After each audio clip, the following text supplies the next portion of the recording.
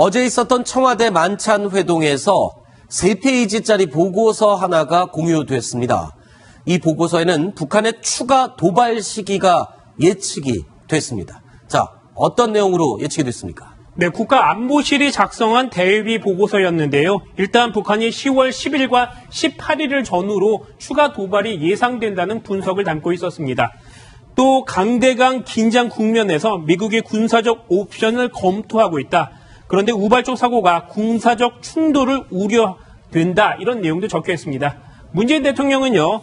미국은 군사적 옵션, 외교적 옵션 이런 것들을 얘기하지만 우리는 군사 옵션이 의지하는 것 자체가 국민이 불안해한다. 이렇게 발언했습니다. 네. 자, 그래서 이 청와대에서 공개된 이 보고서 안에 있던 두 날, 10월 10일 노동당 창건일. 사실 10월 10일은 이전부터 계속 예측이 돼 왔던 도발 날짜였습니다. 그리고 두 번째가 10월 18일 중국 공산당 대회가 있는 날인데 글쎄요. 여러 번 김정은의 도발 날짜들을 예측을 해봤었지만 그 예측대로 움직이지는 않았어요. 그렇지만 이번에는 이 둘 중에 하나의 도발을 할 가능성이 높다. 어떤 근거가 있습니까? 네, 저는 그 청와대에서 네. 만든 문서에 이런 내용이 있었다는 게 상당히 좀 이례적이고요. 네. 물론 뭐 우리가 청와대 대외비 문서를 본 적이 없으니까. 네. 그런데 이제 그동안 사실은 이제 10월 10일이 북한 노동당 창건일이기 때문에. 네. 그 창건일 뭐 10시쯤 돼서 기념사 하지 않겠습니까? 그렇죠. 그럼 그때 뭐 사용하기 위해서 그 직전에 도발을 할 것이다. 그래서 이번 주 주말쯤에 도발이 당연히 있지 않겠느냐. 이러한 예상들을 뭐 저를 비롯한 많은 사람들이 했었습니다. 네. 그러면 이제 도발을 하는데 중국이 그 다음 주에 18일 날 중국 제19차 중국 공산당 대회를 하는데 네. 이게 바로 시진핑 주석이 아주 신경을 쓰고 있는 부분이다. 네. 왜냐?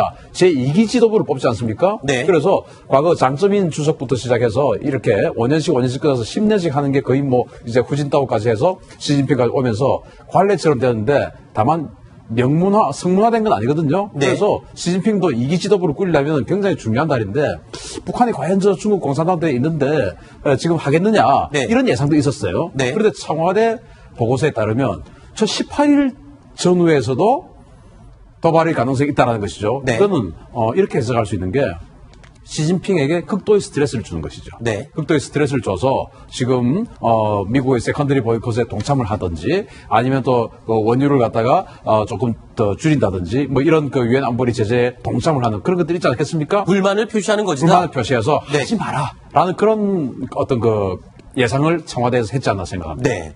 자, 이 10월 10일 쌍십절은 북한의 노동당 창건일이니까 이날 도발을 하든 말든 중국은 상관을 안 할 것 같습니다만 방금 말씀하신 대로 시진핑 입장에서는 굉장히 중요한 의미가 있는 중국 공산당 대회 이날 만약에 도발을 한다면 글쎄요. 불만의 표현일 수도 있지만 시진핑 입장에서는 굉장히 기분 나빠할 수 있지 않을까요? 저는 이제 청와대에서 10월 18일도 그 북한이 도발할 수 있는 중요한 날짜라고 꼽은 것 자체가 네.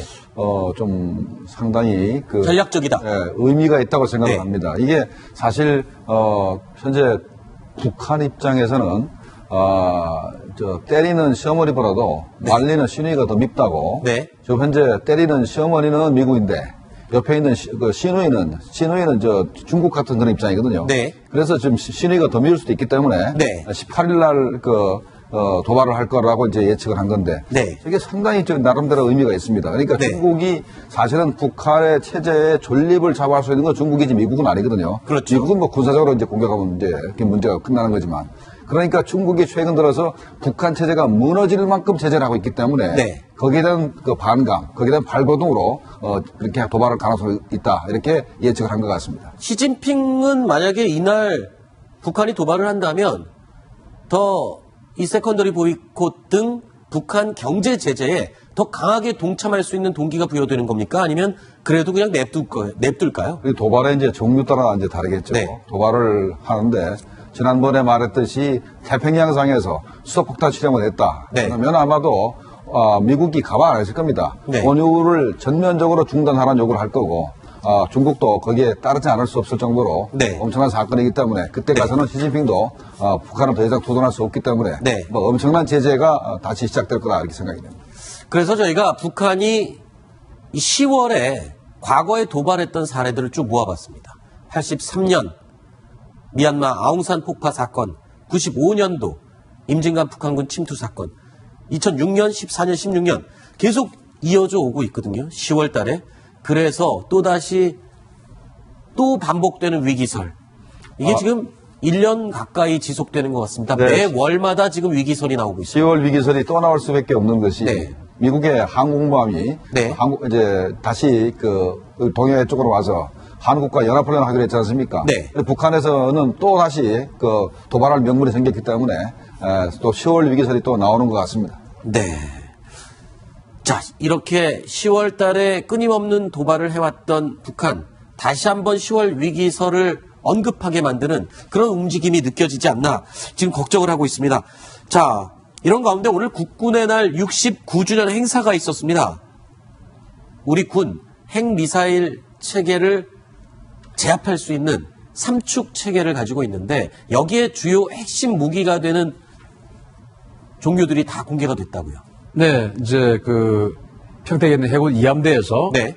처음으로 그 행사를 했는데 그 이제 그 장병들이 서 있는 뒤쪽에 여러 가지 무기들이 전시되어 있었는데 그 전시된 무기들이 주로 보면 뭐 과거에는 탱크, 장갑차, 뭐 자주포 이런 것들이 당연시되게 이렇게 서 있었는데 올해는 핵심적으로 삼축 체계, 즉 북한이 핵무기로 우리를 공격하려고 하는 것을 탐지하면 네. 먼저 선제 타격에서 미사일 발사대 없애버리죠. 뭐 탄도미사일이나 이런 것들 가지고 없애버리고 두 번째는 그리고 나서도 혹시나 살아남아서 우리를 공격할 수 있는 미사일 있지 않겠습니까? 네. 그러면은 그것을 요격해버리죠. 네. 요격하는 요격. 그리고 네. 이제 나중에 응징보복하는 수단 이런 네. 것들 삼축 체제 위주로 그 공개가 됐다. 네, 삼축 체제 이어지는 코너에 지금 준비가 돼 있고요. 네. 그때 상세히 다시 얘기를 하도록 하고 오늘 에이테킴스 미사일 현무 시리즈 미사일도 공개가 됐고요. 현무 2C가 공개가 됐죠. 네.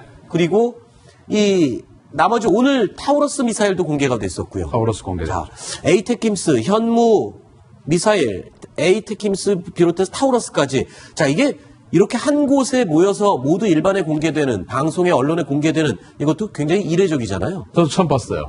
왜냐하면 특히나 이제 현무2C 같은 경우에는 현무2B 같은 경우는 지난 국군의 날에도 공개가 됐었는데 현무2C는 저도 처음 봤습니다. 네. 처음 봤고 도색도 아주 특이하게 다르더라고요. 네. 그리고 이제 또 현무3 같은 경우도 이번에 그 이동식 발사대 배치가 되어서 현무3가 원래는 이제 그 함대지로 개발이 됐는데 네네. 이번에는 이제 지대지 현무3가 공개가 되고 또 잠대지 천룡이라는 미사일이 있어요. 네. 그런 것까지 거의 뭐 북한을 때릴 수 있는 모든 타격 체계가 오늘 다 공개가 되었습니다. 알겠습니다. 자, 그런데 이 창군 이후 처음으로 이 국군의 날 행사가 해군 기지에서 있었어요.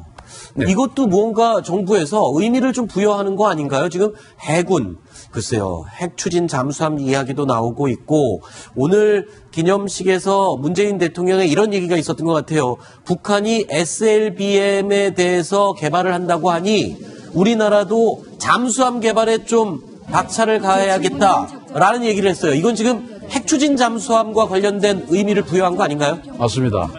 제가 이 방송을 통해서 밝히면 핵추진 잠수함 연구 영역이 우리 국방부에서 네. 발주가 되었고 네. 제가 우리 자주국방 네트워크 연구팀이 4대1의 경쟁률을 들고 거기에 낙찰을 받았습니다. 언제요? 어제요. 아, 어제 낙찰을 그렇습니다. 받았습니까? 그러니까 핵 추진 잠수함과 관련된 연구 용역을 타당성의 검토. 그것을 제가 하게 되는 것입니다. 아, 그렇군요. 그래서 우리 방송에 가끔 출연하시는 또 서울대 원자핵공학과 서균열 교수. 네네. 그 부분을 또 우리 연구팀에 영입을 해서 그 네. 이제 원자력 관련해서 연구를 하고 아. 또는 이제 전략적인 부분을 이제 이렇게 해서 큰 소식을 하기로 했는데 그렇군요.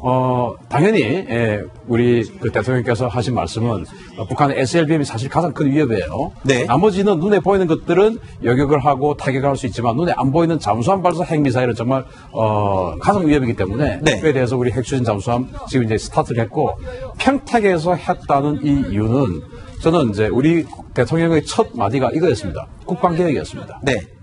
그동안에 우리가 계룡대에서 한다 또는 이제 5주년, 10주년 이런 식으로는 이제 서울에서 하면서 뭐 퍼레이드를 하고 했었거든요. 네. 다 육군 위주로 했었어요. 네. 그런데 이번에는 처음으로 해군 위주로 하고 또 송영무 국방부 장관이 해군 참모총장 출신입니다.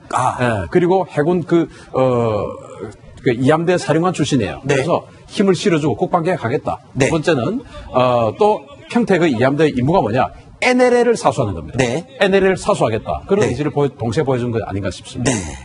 자, 이런 가운데 미국의 전략자산 순환 배치 시기가 연말이냐 아니면 조금 땡겨질 수가 있느냐 이것 갖고 좀 말이 많았습니다. 그래서 언론 보도에도 지금 굉장히 그 혼란스러운 기준이 있었는데 그래서 오늘 국방부의 입장을 기자들이 물어봤습니다. 직접 들어보시죠. 한미 간에 그 차이가 있다고 하셨는데요. 차이가 없다는 점을 말씀을 드리고 현재 한미 당국 간에 전략자산의 한반도 순환 배치 확대와 관련하여 긴밀히 협의하고 있는 상황입니다. 연말부터 배치와 관련한 언급에 대해서는 엄중한 안보 상황을 감안해서 한미 간 긴밀한 협의를 통해서 조속히 결과를 도출해 나간다는 그런 의미로 이해해 주시면 되겠습니다. 자, 미국의 전략자산 연말 순환 배치 이 청와대와 좀 입장이 미국이 달랐던 이유, 이게 뭐가 달랐던 겁니까? 지금? 현재 연말까지나 기간 자체도 네. 한미 간에 확정된 것 같지 않고요. 네. 더군다나 현재 우리 언론에서 뭐 F-20이다, F-35B다, 그 다음에 무슨 뭐 핵추진 항공모함이나 핵추진 잠수함이 이제 우리 한반도 우리 한국에 기행한다 이런 얘기가 자꾸 이제 보도가 되는데 네. 제가 볼 때는 아직까지도 어떤 무기를 네. 언제까지 배치한다는 얘기는 아직 확정된 것 같지 않고 그 배치한다는 자체가 비밀 아닙니까? 그게 알려지면 오히려 효과가 떨어지는 거잖아요. 근데 이제 알려주는 것도 네. 북한을 억제하는 데 도움이 되지만 네. 현재로서는 아직까지 예산이 추반되는 문제고 하니까 아직까지 그 확정이 된 것 같지 않고 네. 한미 간 긴밀히 협의를 하고 있다라고 보는 게 맞겠습니다. 그렇죠. 지난번에 한번 그 정진석 의원이 인터뷰에서 잠깐 밝힌 것이 네. 미국의 고위 인사가 자신한테 물어보기를 네. 이지스함을 만약에 제주도 해군기지 같은 데 배치하면은 네. 거기에 대해서 어떻게 생각하느냐, 네. 한국 여론이 어떨 것 같으냐, 뭐 네. 이런 얘기를 물어본 적이 있다고 최근에 한번 공개한 적이 있습니다. 그렇군요. 그리고 얘기를 듣고 보니까 그런 엄청난 전략 무기들이 그냥 여기서 저기로 옮기는 게 그냥 가는 게 아니죠. 돈이 엄청나게 들고 비용이 드는 문제이기 때문에 간단한 문제는 아닌 것 같습니다. 자, 알겠습니다. 첫 번째 이야기 살펴봤고요.